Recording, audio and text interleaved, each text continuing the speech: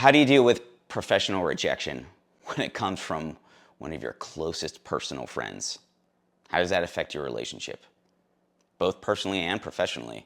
And that's something I've dealt with for the past year, because around this time last year, one of my closest and best friends rejected me for a professional opportunity. And in this video, I want to discuss all the things that have happened in that year since and what I've learned. So this friend of mine I'm talking about, known this friend since college. We both went to music school together. We both played music together. We've been in each other's lives for a good chunk of time. Our families have eaten together. Our families ask about each other's families.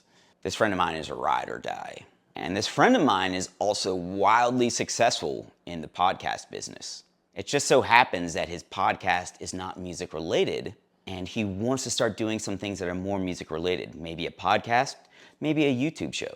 So last year, we started kicking around the idea of doing one. And I thought, man, this is my ticket to the big time. I'm gonna get all of his viewers and followers, and before I know it, I'm gonna be raking in money and fans and followers, and I'm gonna be on Easy Street. And he and I talked several times about doing this over several days. And I was saying, yeah, you can do all like the marketing and the podcast and all that kind of heavy lifting stuff. That's not my forte. I'll talk about the content. I'll be the brains, I'll come up with the creative stuff. And I said that in a lot of different ways. And he pretty much said to me, you know what? I don't think you're ready to do this, man. I'm sorry. Why don't you just do your own YouTube stuff, do it consistently for a year. Maybe we'll circle back and talk about this, but I don't think now's the time. And man, was I hurt? No, I wasn't hurt or mad at him at the time because he made a good point and I understood where he was coming from, but I was disappointed. And I said, I'm not gonna give up. I'm gonna show him. Not because I wanted to prove to him anything, because I know that he knows that I'm talented. And I wasn't mad or upset. I didn't want to prove anybody wrong. I'm like, you know what? Okay, let's see what happens. I'm gonna give this a try. So I've been doing YouTube consistently for a year. And what I've learned from doing YouTube mirrors what I've learned in the music industry for the past year. And it's mirrored some of the lessons I've never learned until now. And if you take away one lesson from this video, it's this. There's no easy way to get there. There's no one golden ticket. The only thing is just consistency and time. Like, consistency is king. Not just for a day, a week, or a month. Try doing it for a year, and then maybe you'll have something figured out about where you want to go. And so I've done YouTube fairly consistently for about a year. And I talk about consistency today, especially for two reasons. Number one, I committed to consistently doing the best year of my career series in 2024, making a video each week about my progress. And I haven't made a video this week. I thought about skipping it today because I have a lot of other things to do, but I said, you know what? I'll just sit down and talk. I don't need to make it fancy. I don't need to edit and put graphics and music over it.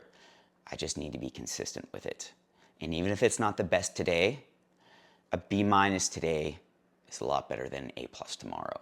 But also, secondly, it's been about a year, and I just so happened to have my friend on my live weekly YouTube chat on Sunday.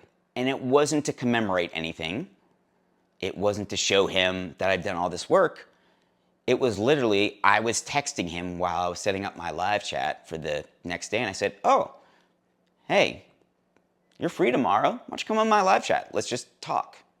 And that's what we did. And it was great. Was it a smashing success with huge numbers? No. And he actually apologized to me. He says, hey man, I'm sorry, my numbers didn't cross over.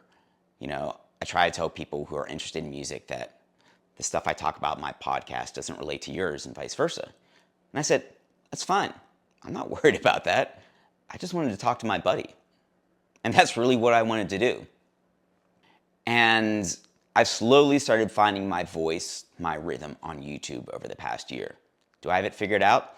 Absolutely not. Am I getting closer? Yeah, much closer. But in that year, I've learned so many skills. I've gotten a better understanding of how to create videos, how to communicate, what battles I want to pick and what my values are, and how I want to represent myself online. And having a concept of that is just so important. And I think that translates to music, to business, to all of life. Just, all right, show up every day, do a little bit of work, be consistent with it, have an idea of where you're wanting to go. But over time, a lot of things will reveal themselves to you. And that's what happened over the past year. And if you look back a year ago, I was doing a tour diary. And I thought, during the first month of doing that tour diary, I'm like, all right, I'm gonna do a tour diary for a month and it's gonna be huge. And I'm gonna get at least 1,000 followers in the first month. And I think I got maybe like 20.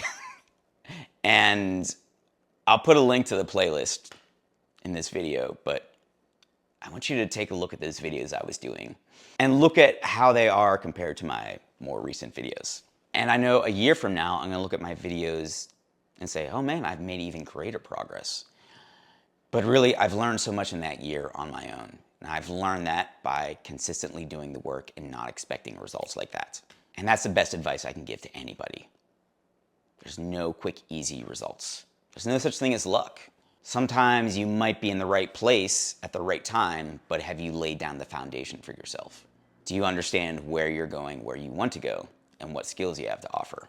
So I've developed a lot of new skills in this past year, and my buddy and I think we're going to start maybe a podcast, maybe a YouTube show, and it's not going to happen right away, but I think it's a lot closer than we realize, and it's going to happen.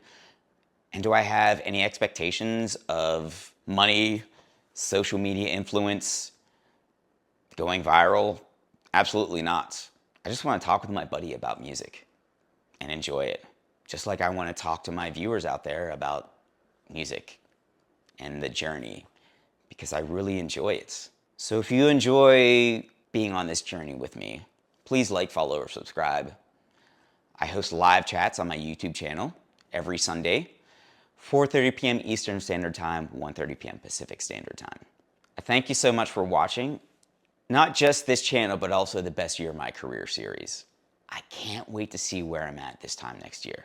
And if you're thinking about doing something, start it right now. Bookmark this video, set yourself a reminder for a year. And if you're consistent with your work over a year, I think you're gonna be wildly rewarded at the end of the year. Maybe not in the ways you would expect, but you never know. Enjoy the journey. Thanks for watching.